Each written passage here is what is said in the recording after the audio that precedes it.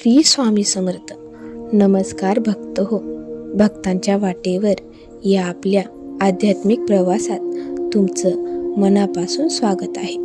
आजची कथा आहे एका अशाच भक्ताची जो स्वामींवर जीवापाड श्रद्धा ठेवत होता, पण आयुष्यात आलेल्या एका संकटामुळे त्याचा विश्वास डळमळीत झाला आणि मग स्वामींनी दिला असा संकेत जो ऐकून प्रत्येक भक्ताच्या डोळ्यात पाणी येईल. ही कथा शेवटपर्यंत नक्की ऐका, कारण कदाचित स्वामी आज तुम्हालाही काही सांगण्याचा प्रयत्न करत असतील. महाराष्ट्रातील एका छोट्याशा गावामध्ये विनायक नावाचा एक साधा माणूस राहत होता. गरीब परिस्थिती होती. लहानसं घर होतं. आई वडील वृद्ध होते, पत्नी आणि एक छोटा मुलगा. विनायक रोज सकाळी उठून स्वामींचं नामस्मरण करायचा. श्री स्वामी समर्थ, श्री स्वामी समर्थ. त्याचा स्वामींवर प्रचंड विश्वास होता.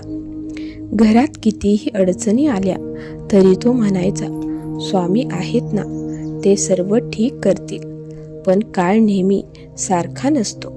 एका दिवशी विनायक ज्या दुकानात काम करायचा ते दुकान अचानक बंद झालं. काम गेलं. घरात पैशांची अडचण सुरू झाली. आई आजारी पडली. मुलाच्या शाळेची फी बाकी राहिली. घरात अन्नाची कमतरता निर्माण झाली. पत्नीच्या डोळ्यात चिंता होती. ती म्हणाली, दररोज स्वामींचं नाव घेतोस, पण आपल्या आयुष्यात काही बदल का होत नाहीत? हे शब्द ऐकून विनायक शांत झाला. पहिल्यांदाच त्याच्या मनात प्रश्न निर्माण झाला, स्वामी खरंच माझ्यासोबत आहेत का? दिवसेंदिवस परिस्थिती वाईट होत गेली. काम मिळत नव्हतं. एका रात्री मुसळधार पाऊस पडत होता. घराच्या छपरातून पाणी गळत होतं. मुलगा भुकेने रडत होता. विनायक एका कोपऱ्यात बसून रडू लागला, स्वामी, मी तुमच्यावर इतकी श्रद्धा ठेवली, मग माझ्याच वाट्याला इतकं दुःख का? त्या रात्री तो रडता रडता झोपला. रात्री त्याला एक विचित्र स्वप्न पडले. एक तेजस्वी प्रकाश आणि त्या प्रकाशामध्ये स्वामी समर्थ उभे होते. स्वामी म्हणाले, भिवू नकोस, मी तुझ्या पाठीशी आहे. विनायक रडत म्हणाला, स्वामी, माझं सर्व संपलं आहे. स्वामी हसले. उद्या सकाळी गावाच्या बाहेर राहिलेल्या वडाच्या झाडाकडे जा. तुला तिथे माझ्या प्रश्नाचं उत्तर मिळेल. अचानक स्वप्न संपलं.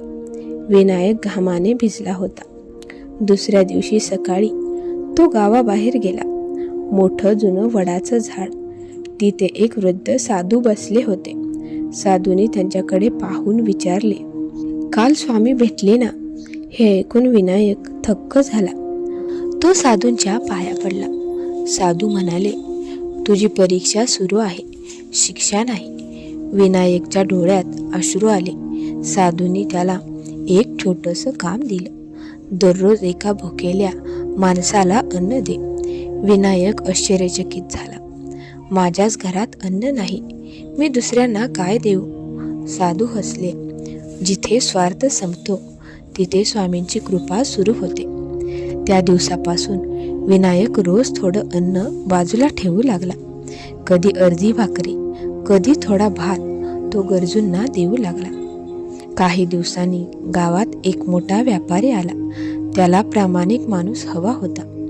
गावातील लोकांनी विनायकचं नाव सांगितलं. विनायकला काम मिळालं. हळूहळू परिस्थिती सुधारू लागली. घरात आनंद परत आला. आईची तब्येत सुधारली. मुलाची फी भरली गेली. पत्नीच्या डोळ्यातही आता विश्वास दिसत होता. एक दिवस विनायक पुन्हा त्या वडाच्या झाडाजवळ गेला, पण तिथे ना साधू होते ना त्यांचे काही चिन्ह. जवळ बसलेल्या एका म्हाताऱ्या माणसाने सांगितलं, इथे तर अनेक वर्षापासून कोणी साधू राहत नाही. हे ऐकून विनायकच्या अंगावर काटा आला. त्याच्या डोळ्यात अश्रू आले. त्याला समजलं ते साधू नव्हते, स्वतः स्वामी समर्थ होते. भक्त हो, कधी कधी आपल्या आयुष्यात संकट येतात. आपल्याला वाटतं स्वामी आपल्याला विसरले, पण लक्षात ठेवा स्वामी कधीच आपल्या भक्तांना एकटं सोडत नाहीत. ते फक्त आपली श्रद्धा किती खरी आहे याची परीक्षा घेत असतात.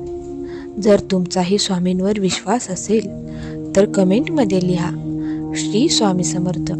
आणि अशाच भावनिक आणि चमत्कारी कथा ऐकण्यासाठी भक्तांच्या वाटेवर या आपल्या परिवाराचा भाग नक्की बना.